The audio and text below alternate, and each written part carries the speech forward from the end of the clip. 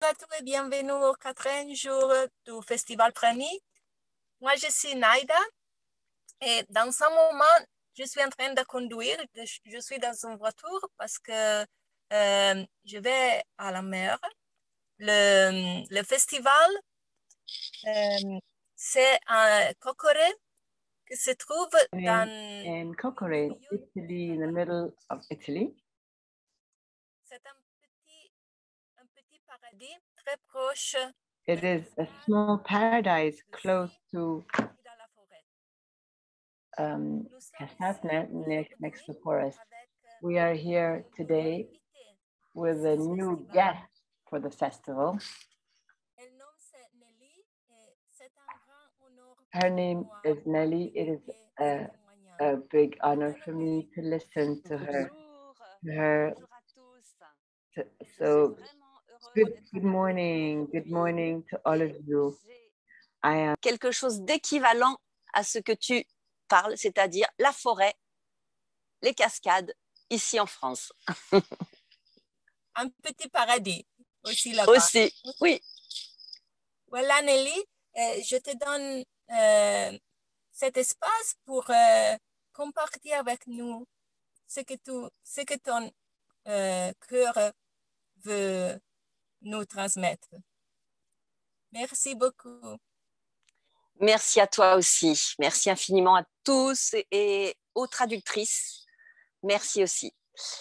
Donc aujourd'hui, j'avais envie de vous parler, chers amis, de l'inconscience à la conscience pranique.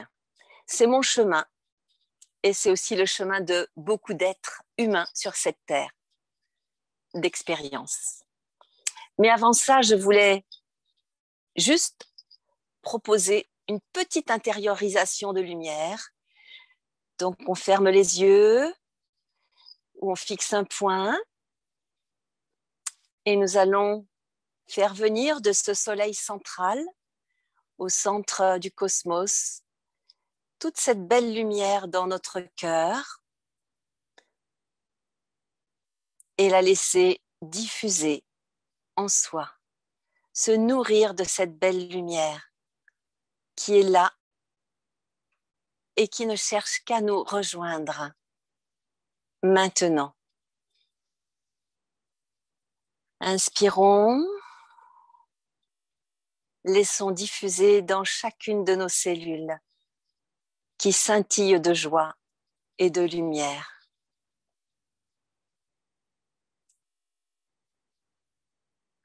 Et laissons diffuser tout autour de nous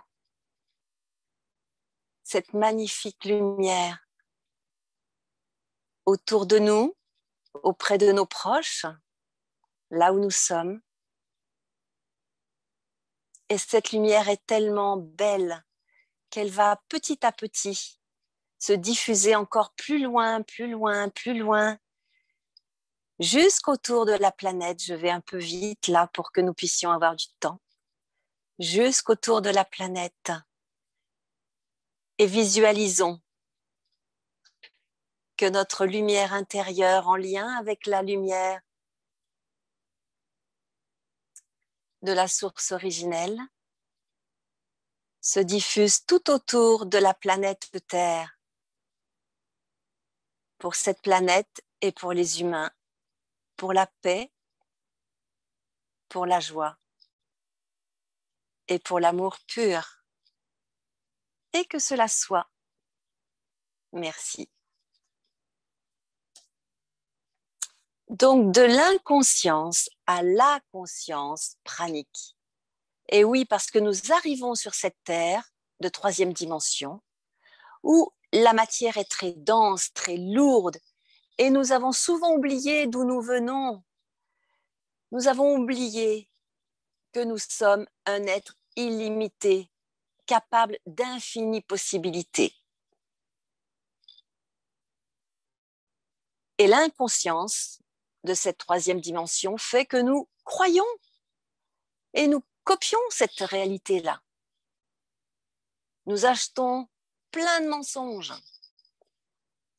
et nous mettons souvent des années, voire des dizaines d'années, à nous en libérer. Voire nous pouvons aller aussi jusqu'à la mort sans avoir pu mettre de la conscience. Et notamment dans ce qui concerne le corps, en ce qui concerne la nourriture. Et nous sommes face à des croyances comme il faut manger pour vivre, pour être en bonne santé, pour ne pas être malade, pour ne pas mourir. C'est une des croyances les plus fortes sur cette planète Terre. Et c'est pour cette raison que nous mettons souvent, pas pour tout le monde, mais souvent beaucoup de temps à percevoir que c'est un mensonge et à la transformer, cette croyance-là. Les yogis hindous, eux, ils ont expérimenté ça bien avant, il y a très longtemps, des milliers d'années. Et notamment, les enseignements védiques en font part. Ces enseignements qui datent de 5000 ans. Et ces yogis nous ont enseigné, ont pratiqué. Et aujourd'hui, c'est possible pour nous. Ce que des anciens, des guides spirituels ont fait aujourd'hui, en 2020, c'est vraiment possible. Et en 2021 et en 2022, c'est possible de le faire dans notre quotidien. Avant, ils le faisaient derrière un couvent, dans une grotte. Aujourd'hui, c'est dans notre vie quotidienne que ça nous est demandé et que nous avons la possibilité de le faire. Peut-être le savez-vous ou pas, mais un certain nombre d'entre nous, maintenant, et même avant d'ailleurs, naissent, viennent au monde déjà praniques. Mais dans cette réalité sociale, qui n'a pas encore exploré ses possibilités, eh bien cette capacité est niée, écrasée. Et pour de nombreuses personnes que j'accompagne, elles se souviennent du plus loin de leurs souvenirs que la nourriture solide n'avait pas d'attrait pour elles, ne les intéressait pas. Sauf que elles étaient avec des parents inquiets face à un enfant qui ne s'alimente pas. Et ses parents en sont venus à les forcer, à créer une certaine violence, à contraindre. Et c'est vrai que ça devient une boucle de rétroaction, c'est un gros mot, c'est vrai, négative, de rétroaction, de violence.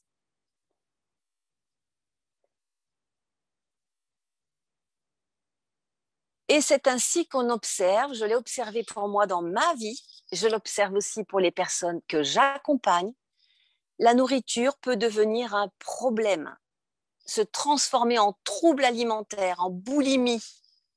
Et je le vois dans des personnes que j'accompagne pour des processus oser se nourrir de lumière, elles parlent aussi de leurs troubles alimentaires. Il faut oser en parler.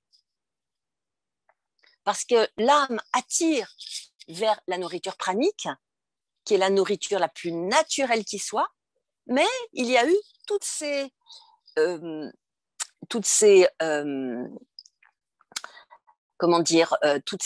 contraintes, on va dire, sociales, manipulations, je dirais même, mentales, qui font qu'il y a eu des troubles au niveau alimentaire et ces personnes sont passées souvent de la boulimie, l'anorexie, et un refus, c'est souvent en lien aussi avec un refus d'incarnation, un refus d'être sur cette terre. Et donc, ce sont des troubles, on va dire, alimentaires, mais des troubles aussi émotionnels qui viennent de troubles émotionnels, mentaux, liés au mental et spirituel. Où est ma place ici? Qu'est-ce que je fais ici? Moi, je me souviens, j'avais 2 ans J'étais une petite fille et je regardais autour de moi et je cherchais la beauté, je cherchais l'amour et je ne trouvais pas. Parce que là d'où je viens et là d'où vous venez, oui, c'est beau comme ça, c'est lumineux, c'est paisible. Et on ne s'alimente pas de solide.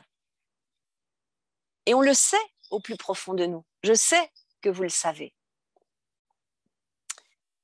Et c'est ce que j'ai vécu à l'adolescence, avec des prises de conscience d'une réalité difficile à vivre aussi, avec des émotions de tristesse, de colère. Ah, mais pas une colère extériorisée, non, une colère à l'intérieur. De la culpabilité, à ne pas arriver à faire face à cette réalité contraignante. Et toutes nos émotions, nos blessures émotionnelles, eh bien, elles nous fragilisent. Et c'est ainsi que nous réfugions dans la nourriture. Mais c'est juste un palliatif à la lumière, un palliatif à l'amour, c'est-à-dire on remplace l'amour, la lumière, la joie par la nourriture. On mange pour obtenir cet amour, cette lumière. Mais non, non, non, non, on se trompe de chemin, il y a un autre chemin. Eh oui. Ces émotions étant trop lourdes à gérer, on compense nos souffrances sans se rendre compte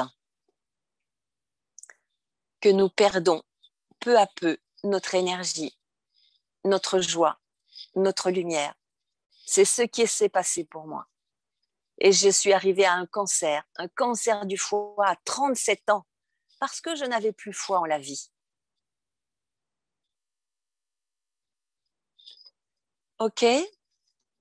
Donc, nous perdons la foi et nous perdons la joie et la nourriture devient un palliatif et nous nous transformons en jeu de pouvoir, de victime.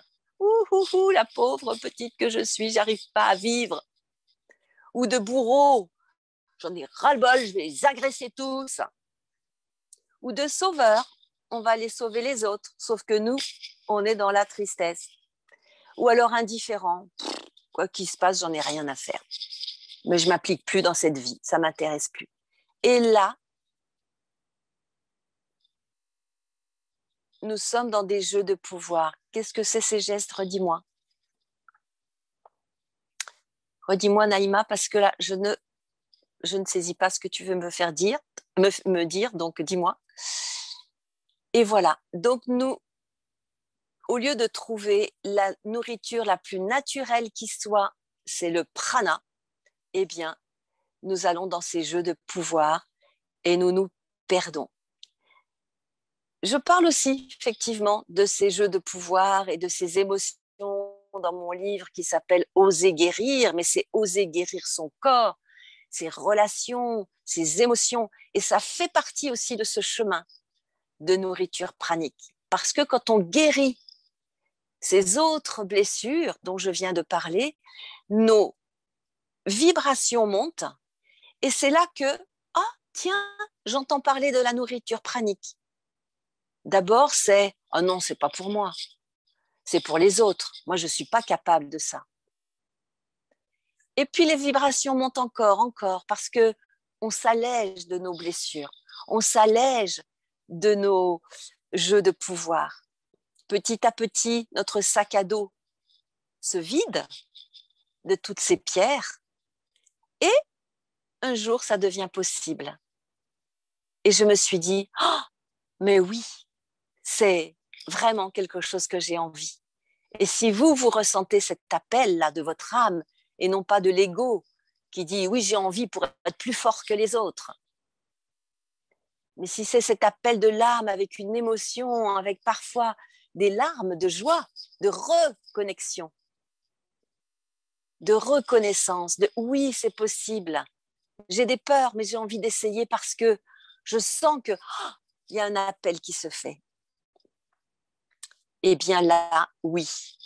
On peut dire oui à la vie et on peut dire oui à cette nourriture pranique qui est la plus naturelle qui soit. Pourquoi c'est la plus naturelle qui soit?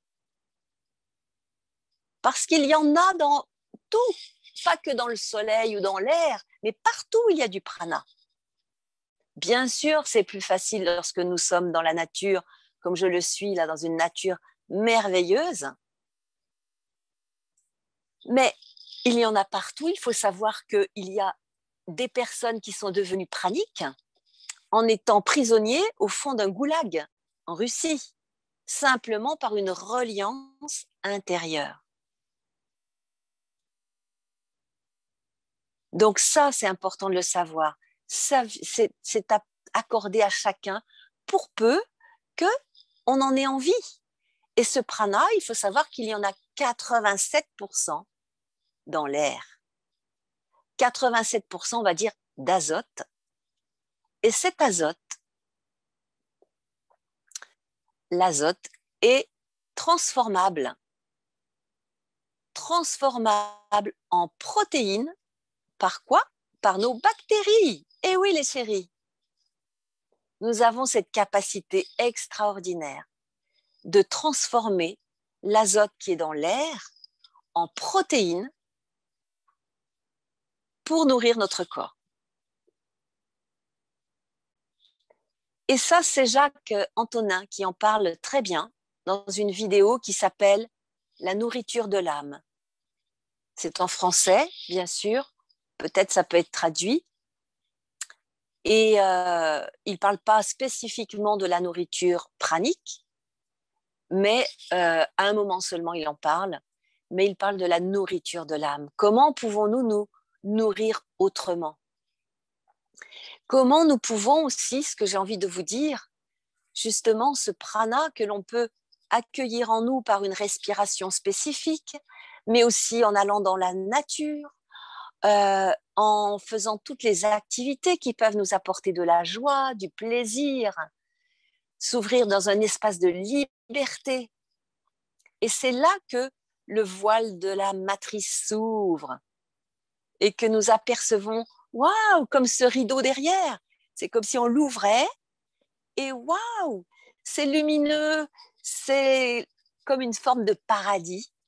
Et oui, tout ce qui était impossible jusque-là devient possible.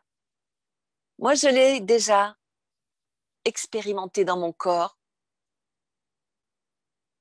pour passer de la maladie, du cancer, à la guérison. Cette guérison spontanée qui s'est faite seule, on pourrait dire seule, c'est-à-dire sans le monde, pas sans le monde médical, non, puisque j'avais des examens, mais je n'ai pas eu les traitements, je n'ai pas eu le changement de mon foie, ça s'appelle une transplantation hépatique en français, c'est un peu peut-être difficile dans les autres langues, donc changer le foie. Mon médecin a bien voulu attendre et j'ai dit super, ça va me laisser le temps de mettre en place d'autres choses. Et la guérison est arrivée au bout d'1 an. Oui, nous avons d'infinies possibilités. Nous avons d'infinies capacités. Nous, toi qui nous écoutes, tu as d'infinies capacités. C'est important aujourd'hui de les développer. Si tu en as envie, c'est juste un choix. C'est possible ou c'est pas possible. Nous avons vraiment le choix de passer de l'inconscience, non-consciousness, à la conscience. Et quand nous sommes dans cette conscience, eh bien, la nourriture pranique devient quelque chose de possible. Et la bonne nouvelle, c'est que quand nous sommes dans cette nourriture pranique, eh bien, nous montons encore plus notre conscience. Et c'est ça qui est extraordinaire. Donc,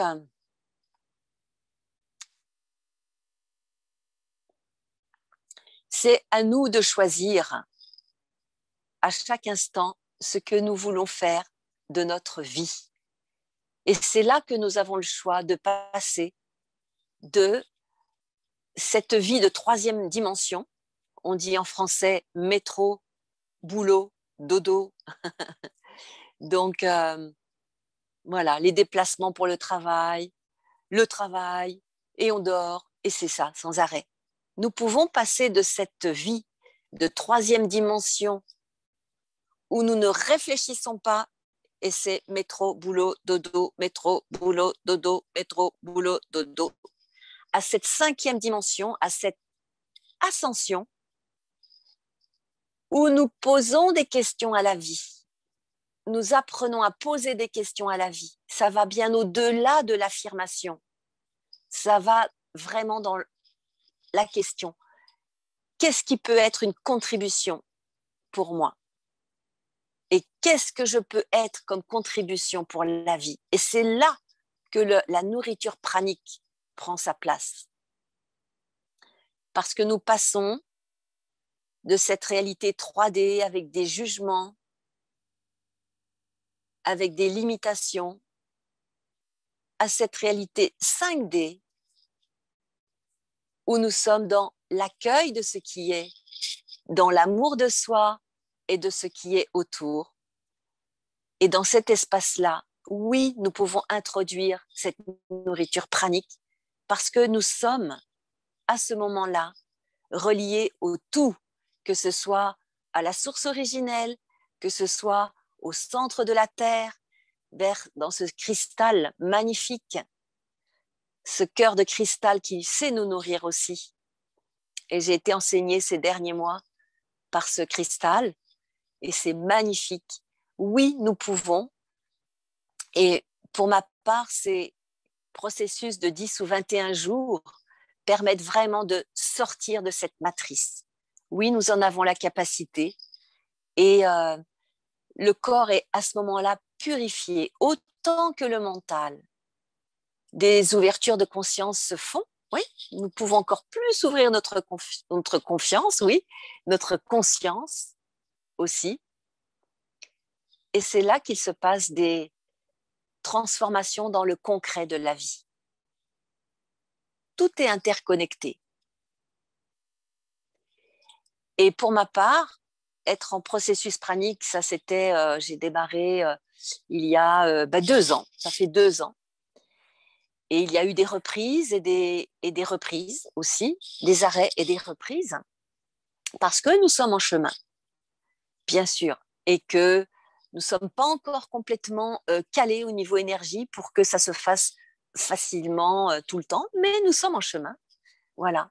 Et la première fois que j'ai fait cela, ma petite voix m'a dit « Quitte ta maison, quitte ton cabinet de psychothérapie, coaching, éveil de conscience et pars sur les routes. » Et ça fait 1 an et demi que je suis sur les routes. Et c'est magnifique, les rencontres, les conférences, les connexions qui se font. Donc oui, chacun va être en connexion dans cette nourriture pranique avec l'essence de son être. Pour d'autres, ça va être des différences, je ne vais pas dire guérison, hein, parce qu'on n'a pas le droit en France d'utiliser ces mots, des différences au niveau corporel. Voilà. Pour d'autres, ça va être un éclairage intérieur. Pour d'autres, ça va être des changements de vie. Mais oui, cette connexion pranique, c'est vraiment, vraiment une opportunité extraordinaire que nous pouvons avoir pour nous transformer et pour transformer le monde. J'ai souhaité en début d'intervention de nous connecter à notre lumière pour la diffuser autour, près de nos proches, mais aussi autour du monde, parce que c'est ça que nous faisons aussi dans cette nourriture pranique, c'est de participer à cet éveil de conscience du monde. Et il faut savoir que lorsqu'une personne transforme une croyance, et là en l'occurrence, c'est une croyance concernant la nourriture, c'est une croyance aussi concernant le corps, concernant nos capacités infinies, eh bien, nous permettons à 350 000 personnes de faire de même.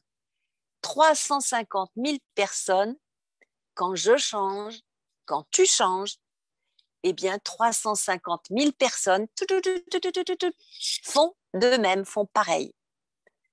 C'est merveilleux. Moi, ça me touche beaucoup. Et ça donne beaucoup de sens à ma vie. Je sais aujourd'hui que je suis venue sur Terre pour ce moment-là.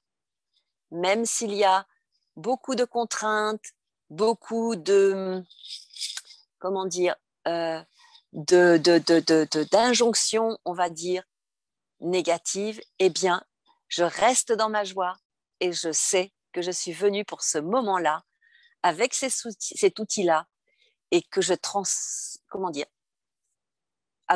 que je transfère à autant de personnes qui le souhaitent. Voilà, je vous remercie pour votre écoute. J'attends vos questions. Je serai ravie d'y répondre avec toute ma conscience et mon cœur.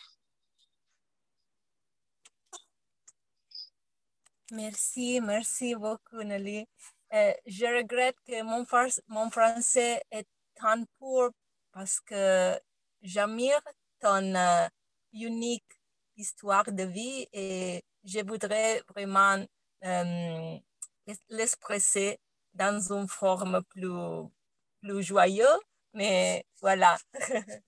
Merci. C'est incroyable ce que tu as compris maintenant. J'ai beaucoup de questions pour toi. On peut commencer. Selon ton expérience, ce changement de conscience était une longue transition ou plutôt comme une clarté soudaine? Pour ma part, ça a été les deux, je dirais. Ça a été un long chemin de ma naissance jusqu'à mes 37 ans où j'ai eu un cancer et où je me suis vraiment perdue avec beaucoup de peur, d'hésitation, de douleur. Et le cancer a été une chance pour aller voir au-delà du mur. Et après, je dirais, les choses ont été... il y a eu des moments d'ouverture de conscience soudaine. Il y a eu un peu les deux. Et la nourriture pranique est venue tardivement. Mais ce que je dirais aujourd'hui, moi j'ai 65 ans, donc je ne suis pas toute jeune pour cette réalité, mais sinon je suis toute jeune. Je suis au début de ma vie. Mais les personnes plus jeunes que moi, j'observe qu'elles avancent beaucoup plus vite. Donc, faites-vous confiance, ça peut aller très vite. Oh, wonderful. Oh.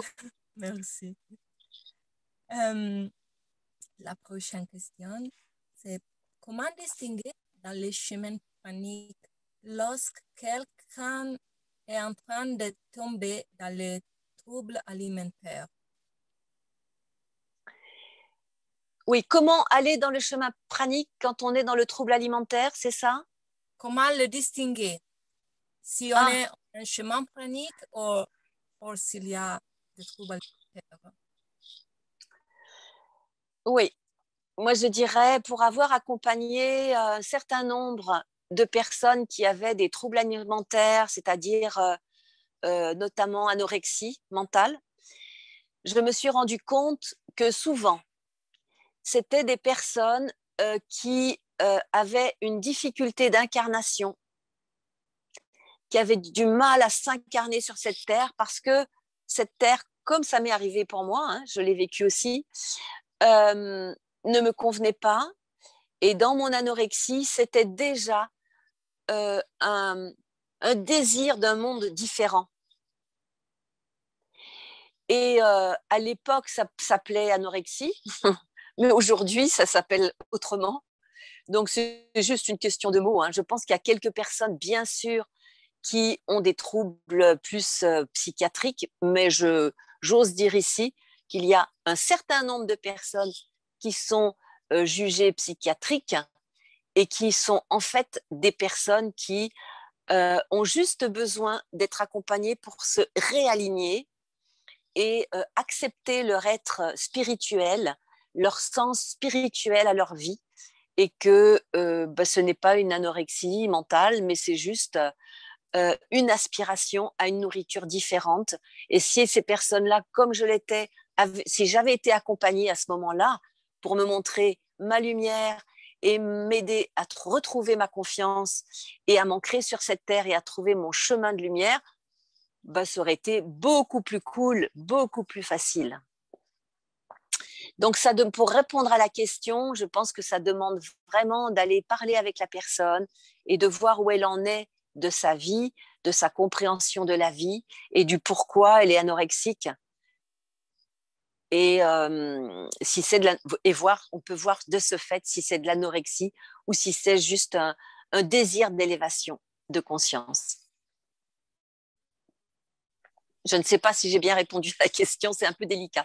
Oui, c'est délicat, mais tu as très bien répondu. Et voilà, c'est aussi très important d'avoir quelqu'un qui peut nous accompagner dans les moments difficiles, si j'ai bien répondu. Voilà, la prochaine. Si tu as des trucs à conseiller pour nous rester enraînés dans nos parcours sur les chemins de lumière, pour ne perdre pas la raïs dans cette terre pendant nos parcours. Oui, pour ne pas perdre quoi? Tu veux bien me dire pour ne pas perdre la connexion avec la terre. Oui, à la connexion. Oui. C'est pour moi important. Merci pour cette question aussi. Vous avez vraiment des magnifiques questions. Je sais déjà que vous avez les réponses. Bon, c'est le jeu, je réponds, mais je suis sûre que vous avez les réponses. Oui, c'est important de rester connecté à cette terre, c'est-à-dire pour cette incarnation. Voilà, je suis là sur cette terre, vous êtes là sur cette terre, dans cette incarnation. OK. Et il y a plein de moyens de rester en connexion, aller dans la nature, faire de l'art, fabriquer, travailler avec ses mains, faire bouger son corps, faire de la peinture, voilà, beaucoup de choses, de la danse, toutes ces actions qui vont mettre de la vie dans ce corps. Vraiment, le corps est important. Et justement, chez l'anorexique, le corps soit n'a pas d'importance, il n'y a que la tête qui fonctionne, ou le corps est maltraité. Alors que là, dans ce processus de nourriture pranique, le corps reprend toute sa place, on l'aime, on le bonifie, on l'honore, parce que c'est notre véhicule. Et c'est lui qui va recevoir cette lumière que nous sommes et qui va permettre de diffuser cette lumière. Oula, je viens peut-être un peu vite. Je me pose.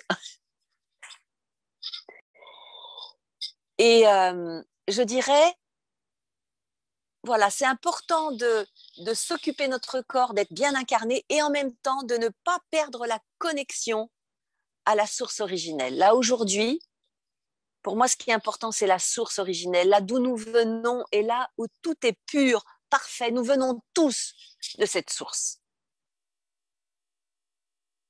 de ce soleil central, de ce soleil justement qui, moi, m'a aidé à guérir. Je visualisais un soleil, là, ici, et je faisais partir les rayons du soleil jusque dans mon foie qui faisait fondre mes nodules, mes tumeurs, que j'imaginais comme des glaçons. Oui, nous pouvons utiliser notre imagination pour aller bien dans notre vie, pour aller bien dans notre corps, pour aller bien dans notre reliance terre-ciel. Nous sommes des canaux de lumière, tous. Gardons cette connexion terre-ciel et tout va bien. Merci. Merci beaucoup, vraiment. Et la prochaine question, Nous avons Marie qui veut poser directement la question. Voilà, Marie. Tu peux parler.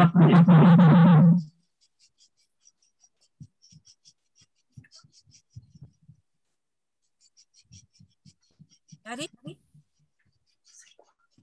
tu peux poser la question. Alors, pouvez-vous nous parler de la période où vous luttiez avec la voix mentale en rapport avec l'étiquette trouble de l'alimentation? Avez-vous des conseils pour surmonter les constructions mentales et émotionnelles dans ce processus pranique? Merci. Oh oui, il y a plusieurs questions dans cette question. Voilà, il y a plusieurs questions. Il y a les pensées quand nous sommes en, comment dire, en trouble, mais bon, trouble alimentaire, mais je voudrais pas détailler les troubles alimentaires ici. Mais bon, peut-être que personne l'a fait jusque-là. Peut-être que c'est mon rôle. Bon, donc dans les troubles alimentaires, et notamment anorexiques, on retrouve ces pensées qui veulent contraindre le corps, qui veulent obtenir un corps parfait. C'est encore un jeu de l'ego. C'est de la violence qui est faite au corps, qui est faite à la vie. Et puis, il y a une non-acceptation, encore une fois, je le dis, de la vie, de l'incarnation. Il y a de la colère, de la tristesse. Donc, on est dans un jeu, comme je disais dans la conférence tout à l'heure, dans des blessures émotionnelles et dans des jeux de pouvoir que je détaille dans mon livre « Oser guérir ». Si certains veulent le lire, je détaille. Ce n'est pas un livre qui s'adresse aux praniques, précisément, mais des jeux de pouvoir, tous ces jeux émotionnels. Vraiment, ça c'est bien détaillé et comment en sortir, et notamment dans les 12 clés pour l'auto-guérison. D'accord ? Donc moi, je dirais ça par rapport aux troubles alimentaires. Les troubles alimentaires, la boulimie par exemple, c'est se remplir de pseudo-amour. Je vais remplir mon corps parce que je me sens tellement vide de sens, tellement vide d'amour, tellement vide de lumière que je vais le remplir.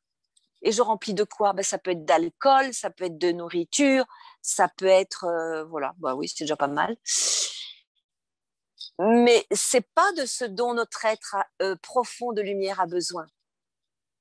Mais nos problèmes, c'est important souvent dans cette réalité d'aller explorer l'ombre pour aller après vers la lumière. Et dans la nourriture pranique, c'est vraiment cet appel de l'âme, c'est complètement différent. C'est cet appel de l'âme qui veut aller vers de la beauté, vers de la simplicité, vers de la connexion au divin, de la connexion à la nature, vers toutes les capacités.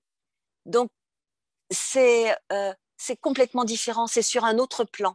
Il y a un plan qui est le plan de l'ego, sans que ce soit un jugement, c'est-à-dire la victime ou le bourreau ou le sauveur. Et l'autre, c'est un plan de lumière, d'ascension. Donc, les pensées sont différentes. C'est « je me sais capable d'amour et de lumière. Je sais que je peux le diffuser. Et je sais que cette nourriture va me faire beaucoup de bien et va faire du bien aux autres. » C'est plus du tout la même chose. Voilà, pour faire court, mais je pourrais en dire plus, mais pour faire court et laisser la place à d'autres questions. Et voilà, il y a une autre question. C'est comment ta journée? Ma journée, je la passe le plus possible dans la nature. Là où je suis, il y a une petite cascade très jolie avec une piscine naturelle. Donc, je vais là, j'écris. Je suis là dans un centre qui s'appelle Harmonia. Donc, voilà, je suis en connexion avec des personnes qui sont dans la même vibration que moi. Et c'est magnifique. Et j'écris aussi beaucoup.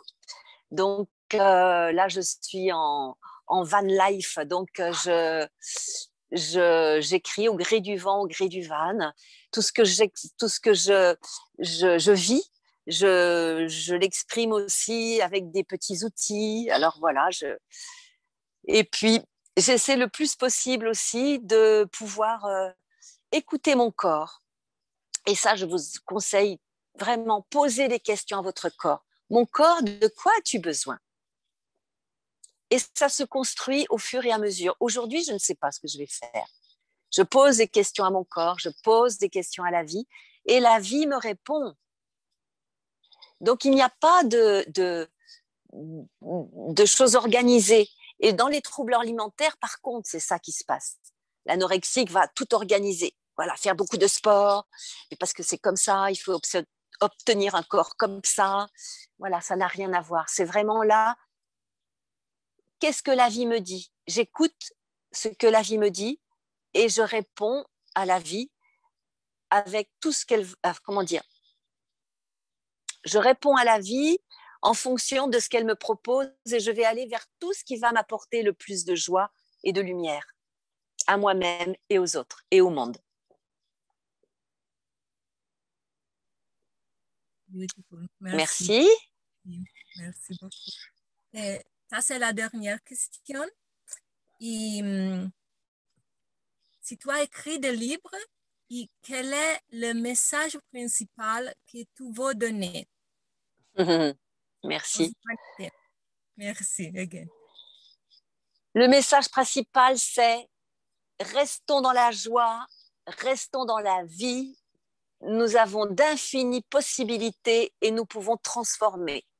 Dans les 12 clés pour l'auto-guérison, oser guérir son corps, son cœur, ses pensées, ses émotions, ses relations, sa sexualité et sa planète, c'est oser. Mon site, c'est oser être soi. Oui, parce que c'est oser, oser, oser. En France, là, le président vient de prendre la parole hier soir et tout est restriction, peur, limitation, tac, tac, tac. Eh bien non, c'est l'inverse. Oser, oser et oser. Voilà mon message. No limitation. Merci. Il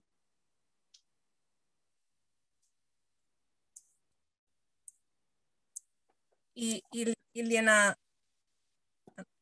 a une autre question à propos de l'ego. Et quelle est la dimension de l'ego dans ce chemin?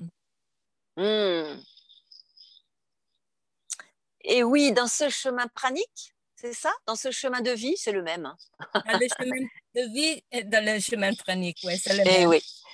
C'est le même, il est toujours là pour nous dire tu vas pas y arriver, t'es nul, c'est pas pour toi, tu prends des risques, tu vas être malade, tu vas mourir, va te reposer, mais ne fais rien. Voilà, il est là derrière, là.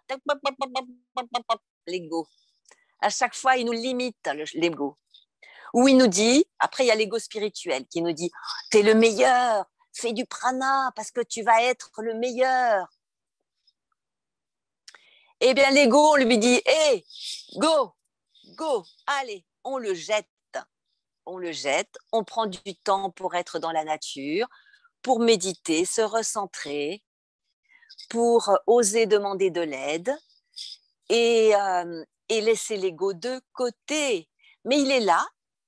On peut aussi l'utiliser pour dépasser nos peurs, enfin pas dépasser nos peurs, pour faire la liste des courses par exemple, ou pour trouver certaines forces quand même, parce que sans ego du tout, on serait complètement avachi, comme ça. Donc c'est aussi ça qui nous fait qu'on est solide. Mais il faut lui laisser juste une toute petite place, l'ego, une toute petite, et surtout,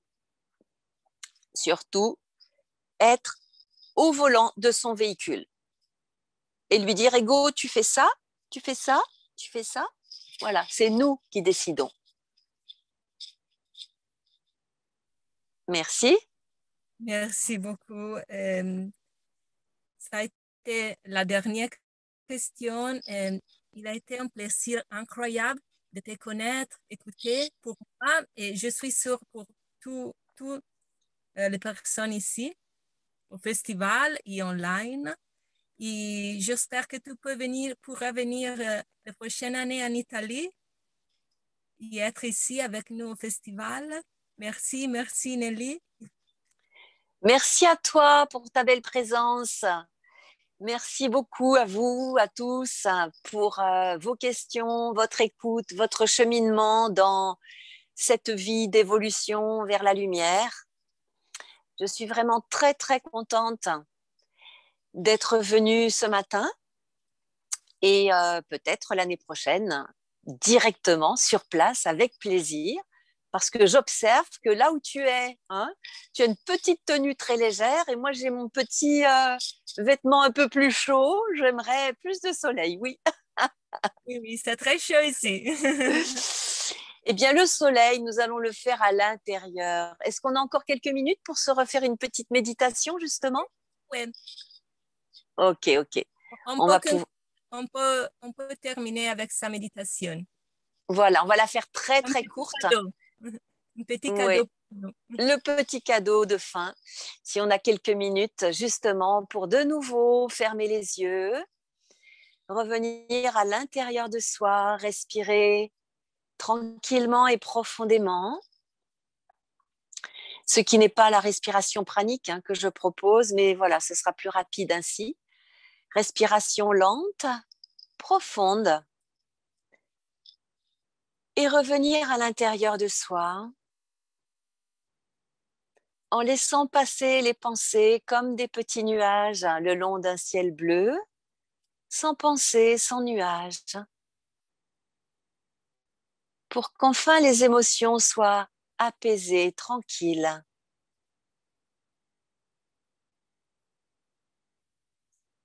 Et qu'un joli soleil vienne de nouveau éclairer notre cœur. Ce soleil au centre de notre corps, qui est en lien avec ce soleil central, cette source originelle, sans cette connexion directe. Et laisse diffuser ce soleil tout en respirant profondément, lentement. Laisse-le diffuser à l'intérieur de toi, dans chacune de tes cellules, dans chacune des parties de ton corps.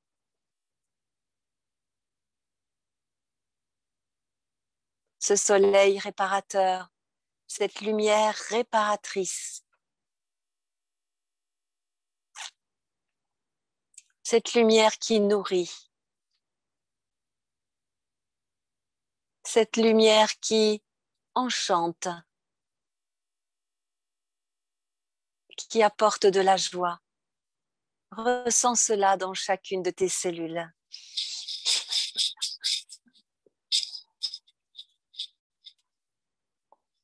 Du haut de ta tête jusqu'au bout des doigts, jusqu'au bout des pieds. Perçois cela, ressens cela.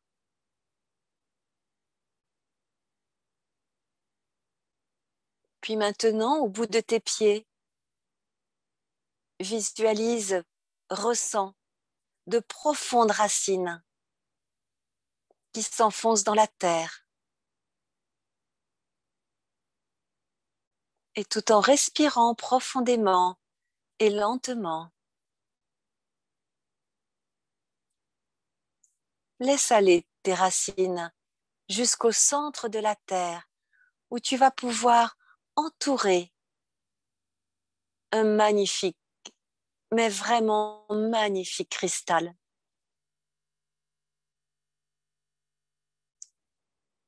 Ce cœur de cristal qui te diffuse ainsi toute sa clarté, sa puissance, sa vulnérabilité, sa sagesse. Laisse remonter tout cela dans ton corps, dans chacune de tes cellules, dans chacune des parties de ton corps, et plus particulièrement dans celles qui peuvent être touchées par des désagréments. Laisse remonter cette puissance du cristal pour que tu passes ainsi de ton corps carbone à ton corps cristallin, christique.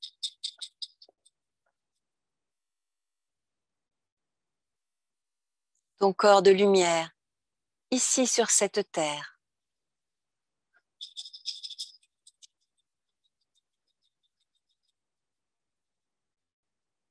Accueille cela comme le cadeau que tu te fais aujourd'hui.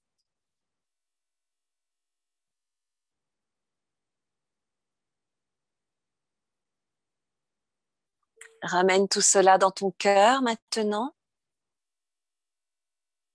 Et tu sais que tu peux laisser diffuser à chaque instant, tout au long de ta journée, tout au long de ta vie. Et tu peux y revenir à chaque instant. C'est là. Et tu peux réactiver à chaque instant. Reviens maintenant dans l'ici et maintenant de la pièce qui t'entoure, tout en conservant tes yeux fermés. Perçois toute cette pièce qui t'entoure, les objets, les personnes. Reviens dans cette conscience